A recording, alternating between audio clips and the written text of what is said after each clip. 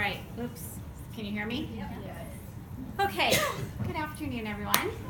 My name is Debbie Powers. Currently, I'm the teacher librarian at Sussman Middle School.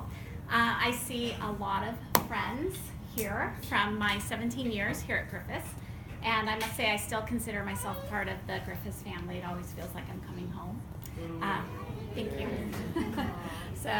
Thank you for having me. And thank you for inviting me to speak about one of my dearest friends, Cherry Marks. So Cherry and I met at Nazarene Christian School in Long Beach early in my teaching career. I had been teaching kindergarten for a year or two when the other kinder teacher got a job in public schools. And so Cherry was then hired to teach the second kindergarten class. We immediately became partners in crime, but more on those antics later. Cherry grew up in Anaheim as one of 3 children.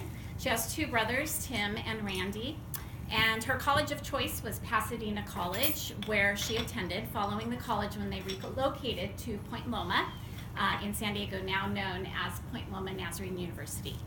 While there, she met Ron Marks, and as these things go, they fell in love and decided to get married.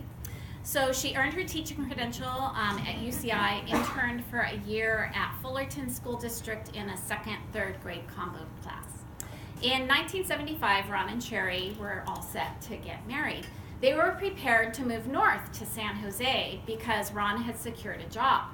However, a week before the wedding, Ron was told that the job was no longer available. It was quite an adjustment for these 2 lovebirds because all their wedding gifts had already been moved to San Jose, and even worse, Ron had turned down several other positions. Luckily, they survived that early hurdle. Cherry taught 2nd grade and preschool at Nazarene before she took some baby breaks. In 1978, they welcomed Jeanette, and then Valerie in 1983. And I'm proud to say I was Valerie's kindergarten teacher, so that's why she's so wonderful. Cherry began teaching kindergarten when Valerie was little, and then David came along in 1988. After David was born, Cherry and another teacher job shared a kindergarten class, and then eventually she worked in the front office to spend a little more time with her family. After I moved to Griffiths in 1992 and had been there for a few years, I convinced Cherry to apply for a job share position with Lori Santillana. I remember making phone calls, hey, Lori, would you be interested? And Lori had just had her 2 babies and was really busy, and so that worked out really well. Cherry went back to school at Cal State Dominguez, and she earned her special ed credential and her master's degree, so they job shared for 2.5 years. Ron and Cherry's family has now expanded to include Stephen, their son-in-law, and 3 beautiful granddaughters, Julia, Clarissa, and Elena. Julia is fond of bragging that Grammy is retiring to teach her how to sew. According to Cherry's husband, Ron, she is an exceptional mother, grandmother, and wife. After David was born, Cherry recognized early on that he was a unique kid, and by advocating and obtaining interventions, David was able to graduate from CSULB. Her family likes to call Cherry's ability to assess people GWTC, or God working through Cherry.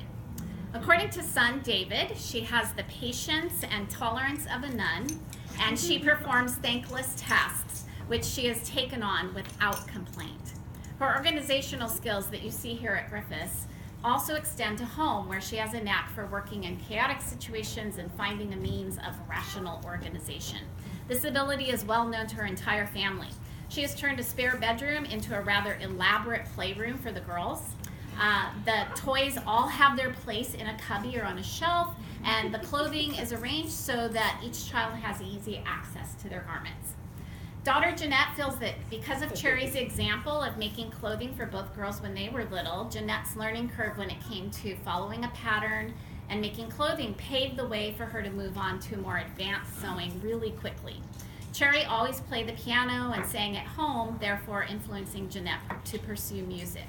2 memories stuck out in Jeanette's mind when thinking about her mom. First, she remembers one summer at Hume Lake. I think the ladies were all at the cabin, the guys were somewhere else, and all of a sudden Cherry was downstairs screaming, and girls came running down, and Cherry was chasing a squirrel around the cabin that had gotten in, And so they were all trying to get the squirrel out of the cabin with much screaming and laughing. And then suddenly the squirrel dashed up the stairs, never to be seen again. So they never found that, said the squirrel. Jeanette remembers that Cherry's worst threat to any of her kids was, when they were growing up, was that if they did not clean their room, she was going to do it. And that terrified all of them, because Cherry would organize and throw away anything that she didn't feel they needed.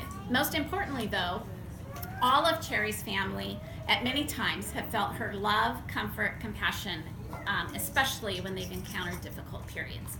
Here at GMS, Cherry and Lori made a great team. Lori states that Cherry was a perfect match to team teach with after her children were born. Lori adds, "I will always treasure those memories I was able to make with my kids while I was team teaching with Cherry. Although she made me worry because she would always want to toss things." I'm hearing a theme here. And I would want to keep things just in case. We had many laughs together. We enjoyed our park days we used to take at the end of the year with our special ed students. Buying the food, planning, and barbecuing was a lot of fun. Cherry was always on top of things and well organized. And she is our go-to girl when we have questions. We went through a lot of changes together here at Griffis.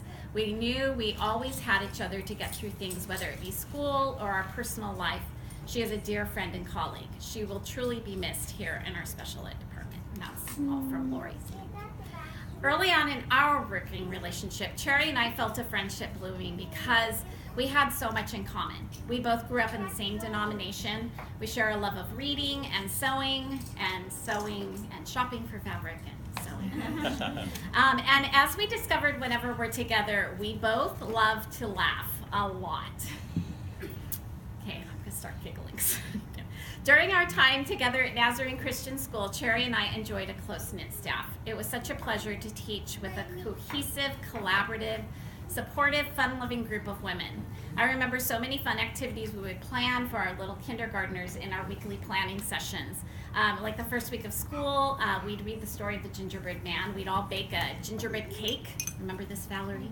And surprise, surprise, the gingerbread man would run away.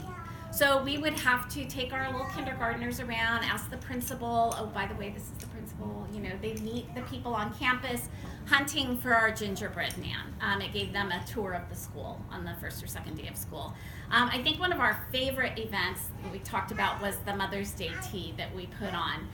We all dressed up for the occasion. Even the little kindergartners would dress up, and both Cherry and I got teary-eyed every year watching our little kids. We had taught about etiquette and how to serve their mothers and sing them sweet songs.